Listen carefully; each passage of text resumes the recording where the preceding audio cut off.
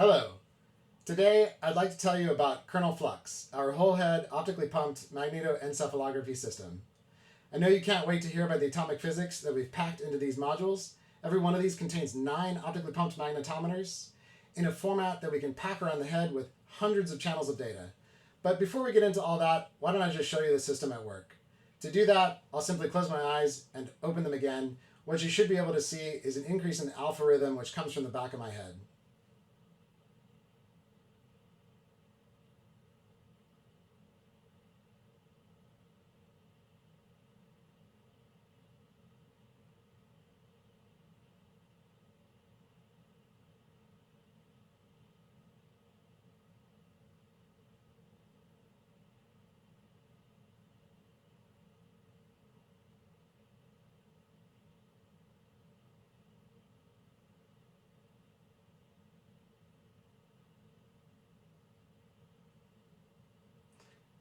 And with that, I'd like to tell you what goes on inside this module. We built Kernel Flux from the ground up, from scratch, because we think optically pumped magnetometer brain scanning is going to have a major impact at a large scale on our comprehension of what it means to be a human. And I want to show you the design choices that we made and how our unique optically pumped magnetometer arrays perform. We know MEG is powerful. For instance, it's the only type of brain scanner trusted in several types of pre-surgical applications that affect brain function. This direct imaging of the active brain is distortion-free, even for very fast brain activity, up to 200 Hertz. It can power real-time dynamic stimulus, where your brain state can impact, within a few milliseconds, what you'll experience next. And magnetometers are no contact, so it can be very fast to get in and get scanned. But as a technology, it has been trapped by the massive size and rigidity of the cryogenic dewars that house MEG's traditional superconducting magnetometers. In the last few years, optically pumped magnetometers have paved the way for a new generation of MEG systems that promise to unlock the full potential of these real-time magnetic signatures of brain activity in environments that are comfortable, scalable, and in human contexts that matter.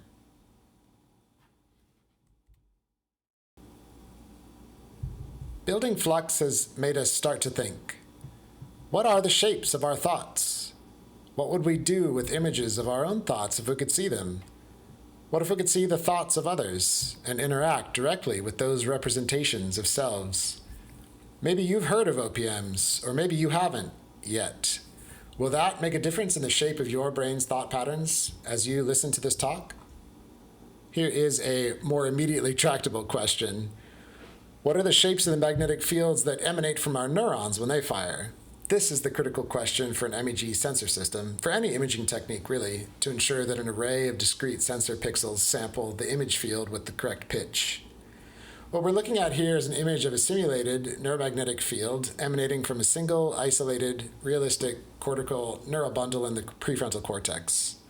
This is showing just one of the 3 vector directions for clarity, and this would be a snapshot at just a single millisecond in time as the field oscillates with the neuron firing. These are the contours at 100 femtotesla field strength. In other words, a sensor anywhere on one of these green or yellow surfaces would record 100 femtotesla magnetic field magnitude.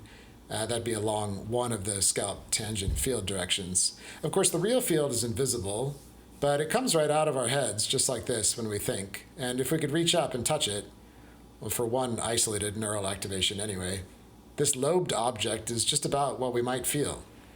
That's if our fingers were vector sensitive, anyway. I hope you're already starting to gain an intuition that isolated neural sources generate extended fields outside the scalp. This basic fact has important consequences for downstream interpretations like source localization.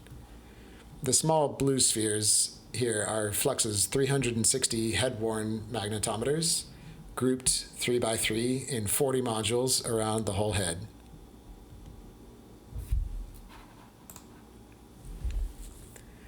A key advantage of OPMs is their ability to get close to the scalp.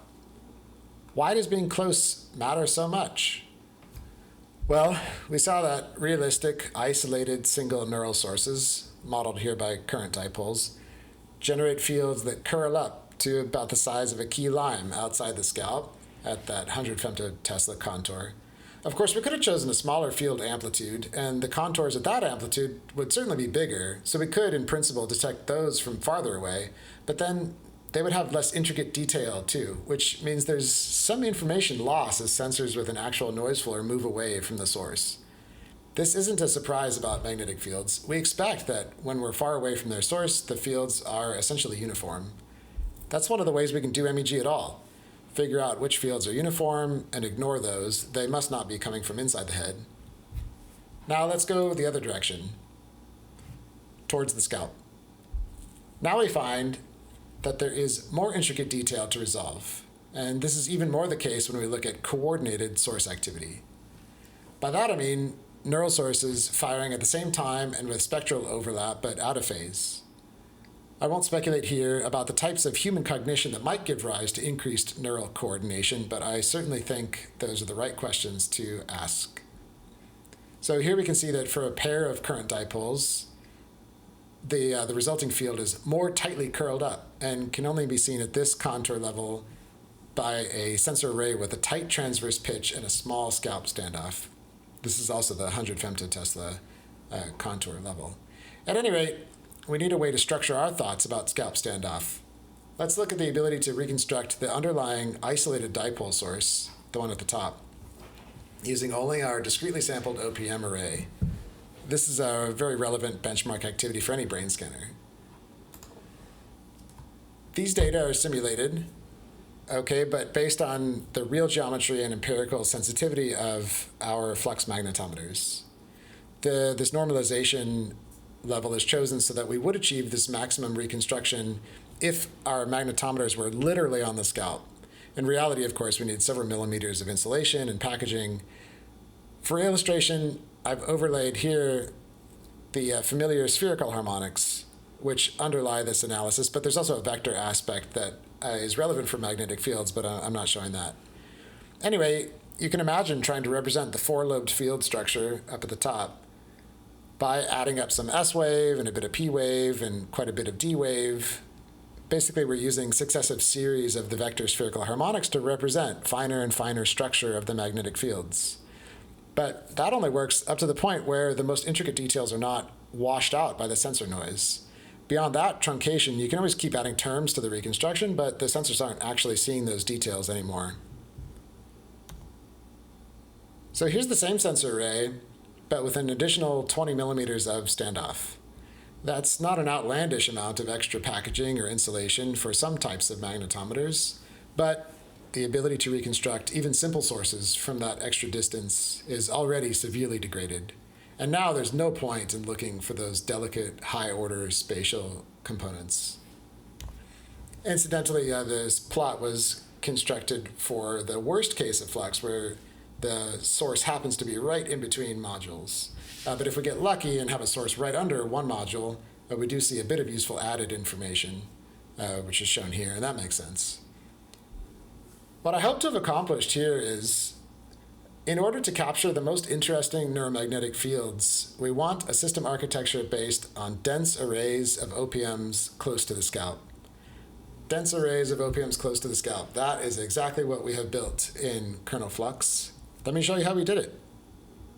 Flux module contains 9 magnetometers in this precise 3x3 grid. The OPMs share the same heater, the same laser, the same 3-axis coil set. And this means that each OPM is the same as its neighbors, except for distance to a nearby neural source. And that enables very high common mode rejection of non-neural background artifacts and noise. Here I'm showing the internal optical layout inside a module of the vapor cells, 3 double-pass Rubidium-87 MEMS vapor cells. And by rotating the beams that go into these vapor cells in this configuration, the module has a full 3-axis responsivity. Moving up from the module level, I want to describe the architecture choices that we made at the system level. So we've got 3 basic zones to look at: the control rack, the dock, and the module.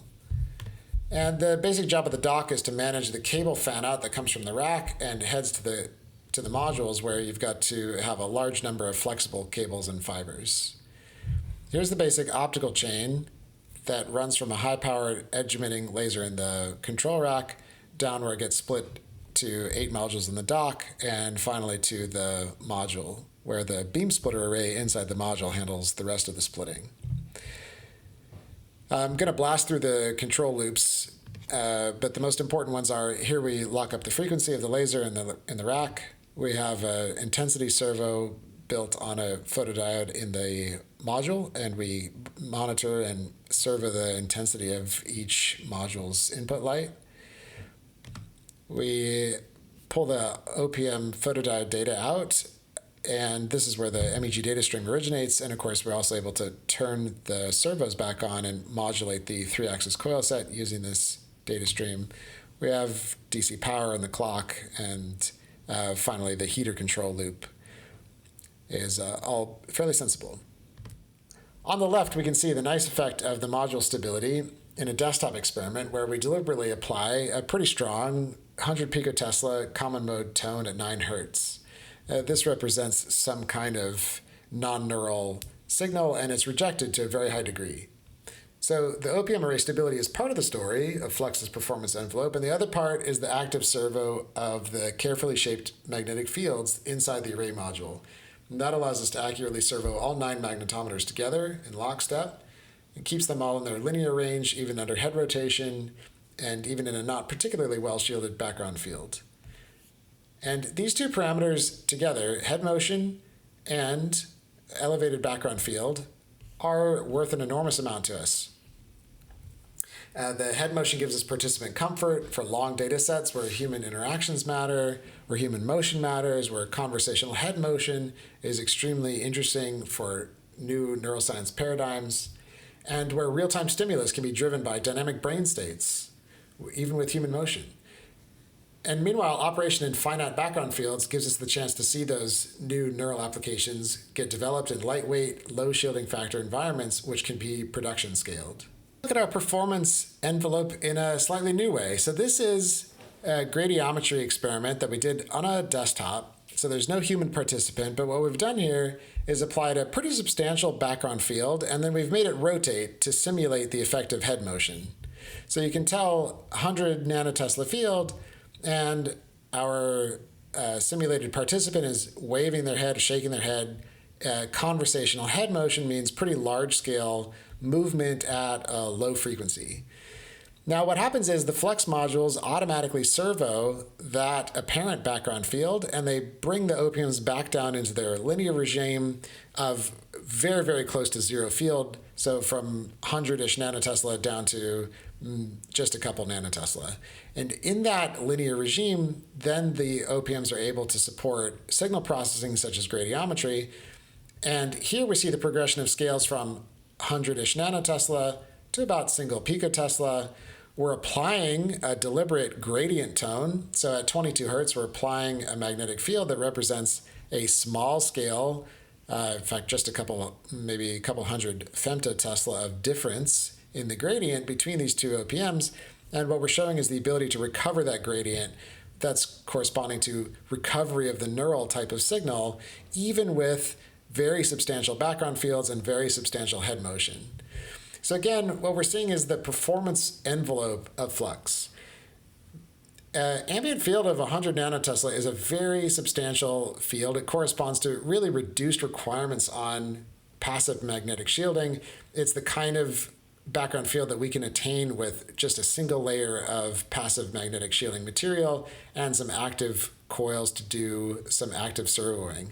Meanwhile, the high natural open loop dynamic range of Flux modules coupled with the very high closed loop dynamic range due to this active automatic cancellation and the accurate coils that we've got on board the modules, all of that together gives us the ability to really open up neural applications in environments that are very much easier to scale than ones in which you have to do the entire shielding job all with passive materials.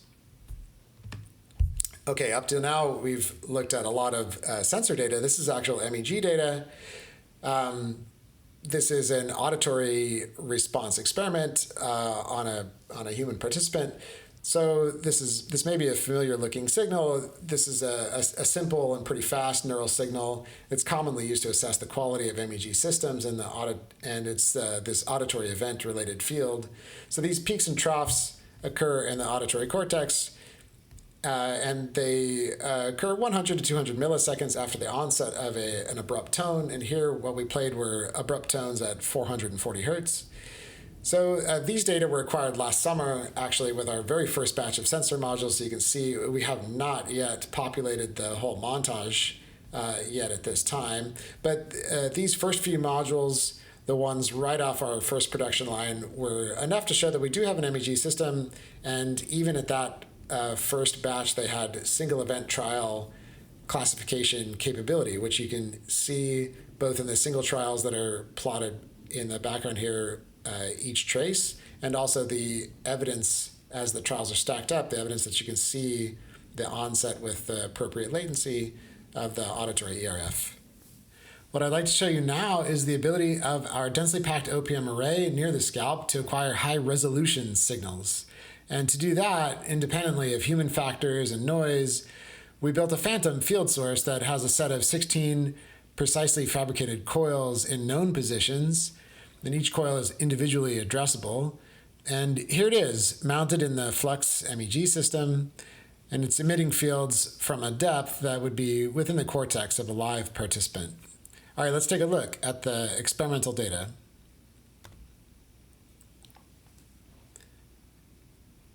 For now, we're activating just one coil at a time. You can see over on the left the source space representation of the coils activating, and on the right we have our sensor montage flattened and 28 millimeters above the sources. And note that the pitch of the sensors here is pretty well reasonably matched to the spatial curvature of the field from these isolated sources.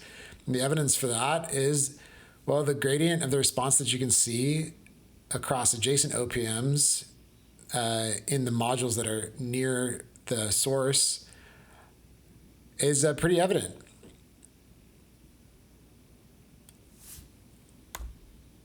Now, here we've started to look at pairs of coordinated coils, and these are activated with currents out of phase with each other. And now the higher complexity configuration of source currents creates a field at the sensors with much higher curvature. And that's evident by the steeper gradients that you can see inside the modules that are nearby.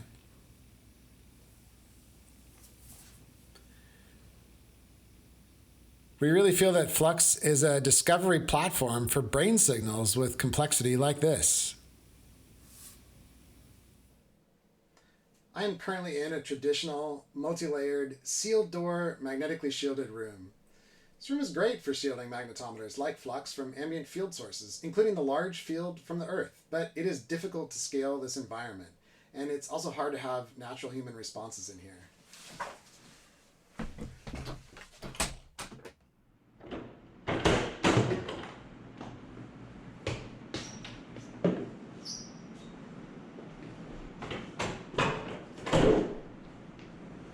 I hallucinated in there once due to the sensory deprivation. That might be okay for studying the brain as an isolated organ, but we built Flux for something different. We wanted to unlock live, high-speed images of the intricate brain activity underlying surprise, arousal, attention, memory, and learning. Natural human experience is an essential part of Kernel's system architecture. We built Flux's OPM array modules to expand the performance envelope budget of MEG. And one of the ways that we spend that budget is on a comfortable, scalable environment, like the one behind me. Let's take a look inside. We call this environment Labyrinth. It has a single layer of passive magnetic shielding material, and it has some active coils on the walls. It has a wraparound hallway that's easy for humans to get through, but difficult for magnetic fields. And as you can see, it's a comfortable environment in which we can have immersive stimulus and response peripherals. We can have high duty cycle neuroscience with fast setup. We can have long duration, new cognitive study paradigms. And Flux is on right now. The lasers are locked, the vapor cells are hot. Let me jump in.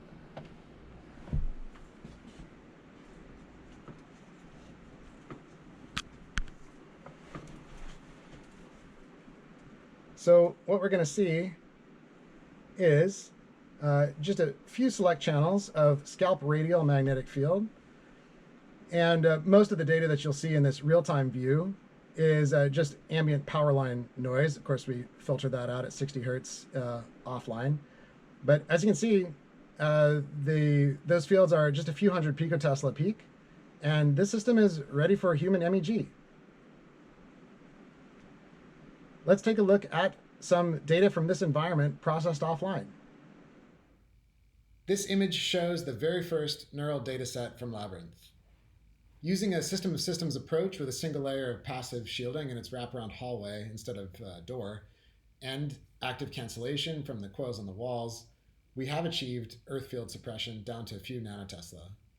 This puts the OPMs into their sensitive operation regime, and the dense arrays of OPMs close to the scalp then are able to capture human brain signals.